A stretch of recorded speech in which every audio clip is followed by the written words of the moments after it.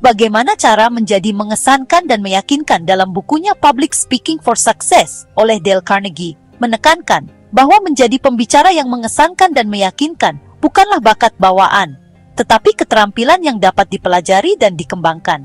Dengan pendekatan yang tepat, siapapun dapat berbicara dengan percaya diri, menarik perhatian pendengar, dan memberikan dampak yang kuat.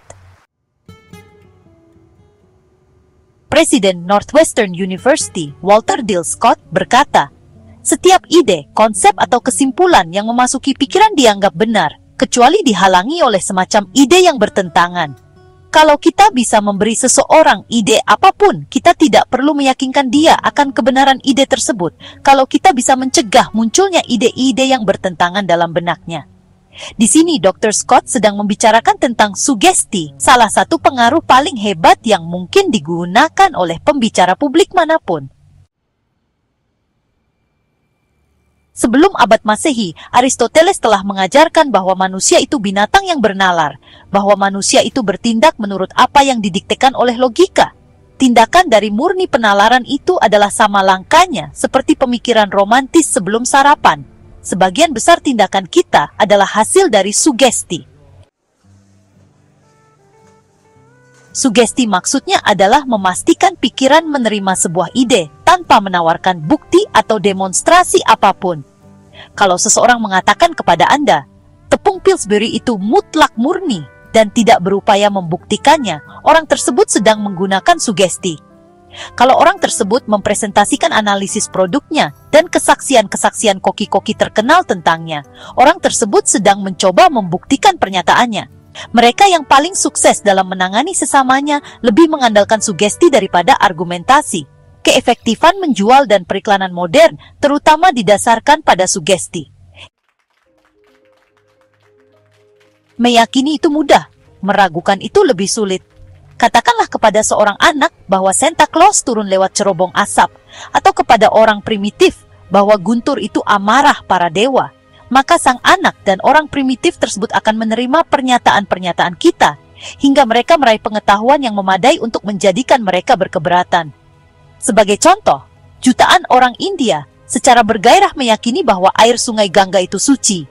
Bagi sebagian orang, konsep-konsep tersebut mempunyai resonansi yang tulus, mungkin diverifikasikan oleh suatu pengalaman pribadi. Namun bagi sebagian besar orang, konsep-konsep tersebut diterima hanya karena sugestinya telah tertanam dalam-dalam di dalam benak mereka. Keyakinan-keyakinan seperti itu tidak terbatas pada orang-orang di kebudayaan yang berbeda-beda. Kalau kita menelaah fakta-faktanya secara seksama, kita akan menemukan bahwa mayoritas opini kita, keyakinan yang paling teguh kita pegang, prinsip-prinsip tingkah laku atas mana banyak orang mendasarkan kehidupannya, adalah hasil dari sugesti dan bukan penalaran atau pengalaman.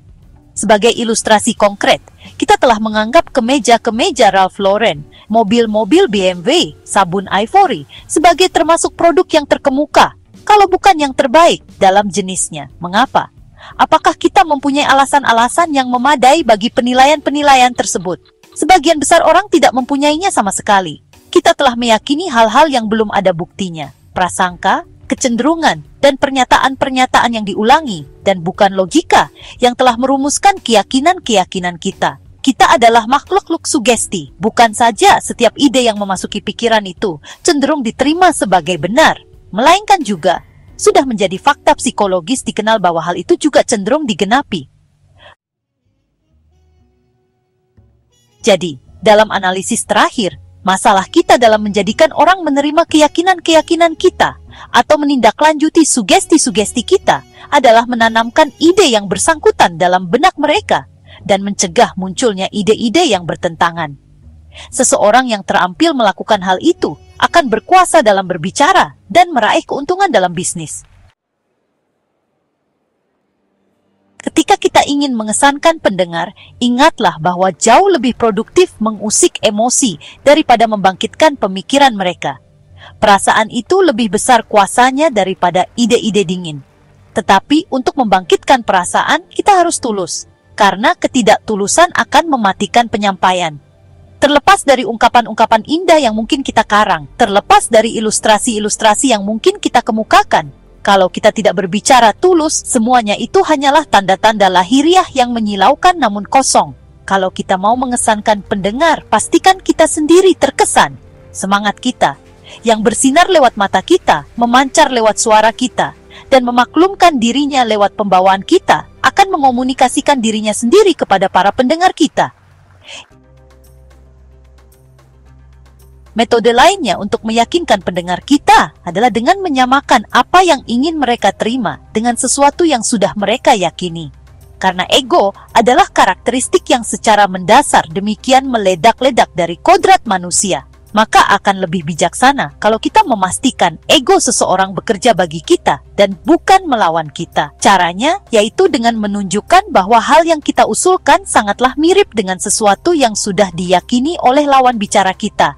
Hal itu akan memudahkan lawan bicara kita untuk menerima dan bukan menolak usulan kita.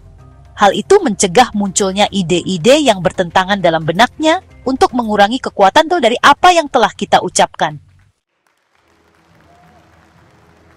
Menggunakan pernyataan ulang. Pernyataan ulang adalah alat lain yang dapat kita gunakan untuk mencegah munculnya ide-ide yang bertentangan dan tidak menyetujui. Daniel O'Connell, orator Irlandia terkenal berkata, pengulangan tiada henti dituntut untuk mengesankan kebenaran-kebenaran politik terhadap pikiran. Dengan selalu mendengar hal yang sama, orang secara tidak masuk akal mengasosiasikannya dengan kebenaran. Mereka menemukan fakta-fakta pada akhirnya diam-diam berbaring di pojok pikiran mereka, dan tidak terpikir oleh mereka untuk meragukannya lebih daripada seandainya fakta-fakta tersebut membentuk sebagian dari keyakinan-keyakinan religius mereka. Woodrow Wilson mengetahui kebenaran yang O'Connell ekspresikan. Itulah sebabnya ia menggunakannya dalam pidato-pidatonya. Perhatikan pidatonya di bawah ini, bahwa ia hanya mengulang dan mengubah pengungkapannya dalam kedua kalimat terakhir, ide yang telah ia nyatakan dalam kalimat pertamanya. Anda tahu bahwa para murid di perguruan tinggi dalam beberapa dekade terakhir belumlah terdidik. Anda tahu bahwa dengan segala pengajaran kita belumlah melatih siapapun. Anda tahu bahwa dengan segala penginstruksian kita belumlah mendidik siapapun. Menggunakan contoh-contoh spesifik. Orang suka mendengar seorang pembicara menyebutkan nama-nama dan tanggal-tanggal.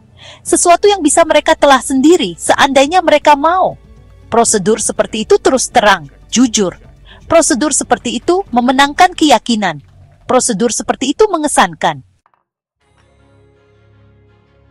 Misalnya, umpamanya kita mengatakan, banyak orang kaya menjalani kehidupan yang sangat sederhana. Pernyataan tersebut terlalu samar-samar. Pernyataan tersebut tidak mencolok mata. Pernyataan tersebut tidak jelas, tidak menarik, dan tidak meyakinkan. Ingatan-ingatan orang akan berita-berita gaya hidup mewah orang-orang kaya mungkin akan muncul untuk melontarkan keraguan tentang pernyataan tersebut. Cara terbaik untuk menjadikan pendengar meyakini seperti yang kita yakini adalah dengan memperlihatkan contoh-contoh spesifik. Kasus-kasus konkret dan bukti yang berikan akan mempunyai kekuatan 2, 3, 5 kali lipat dari kesimpulan yang kita berikan kepada pendengar. Sebagai ilustrasi, John H. Patterson, pendiri National Cash Registry, tidak merokok ataupun minum minuman alkohol. Frank Vanderlip, yang pernah menjadi presiden bank terbesar di Amerika, hanya makan 2 kali sehari. Hidangan kegemaran Andrew Carnegie adalah bubur gandum dan krem. Warren Buffett tetap tinggal di rumah yang ia beli dengan harga $32.000 40 tahun yang lalu. Apa efek contoh-contoh spesifik tersebut terhadap pikiran kita? Apakah contoh-contoh spesifik tersebut mendramatisasikan pernyataan bahwa pria-pria kaya sering menjalani kehidupan yang sederhana? Apakah contoh-contoh spesifik tersebut mengesankan kita dengan kebenaran tentang pernyataan tersebut? Sementara kita mendengarkannya, bukankah kecil kemungkinannya ide-ide yang bertentangan akan muncul dalam benak kita? Jadi, menjadi pembicara yang mengesankan dan meyakinkan memerlukan latihan dan penerapan strategi yang tepat. Dengan percaya diri, memahami pendengar, menggunakan bahasa yang jelas, menyertakan cerita menarik, berbicara dengan intonasi yang dinamis, membangun kredibilitas, dan menutup dengan pernyataan yang kuat, seorang pembicara dapat memberikan dampak yang besar. Dengan menerapkan prinsip-prinsip Dale Carnegie, siapapun dapat meningkatkan keterampilan public speaking mereka dan menjadi pembicara yang lebih berpengaruh dan persuasif. Untuk mendapatkan buku Public Speaking for Success, karya Dale Carnegie, klik tautan pada deskripsi video ini untuk melakukan pembelian secara online di bellbook.com. Bellbook.com adalah toko buku online yang sudah berdiri sejak tahun 2009 dan melayani pengiriman ke seluruh wilayah di Indonesia.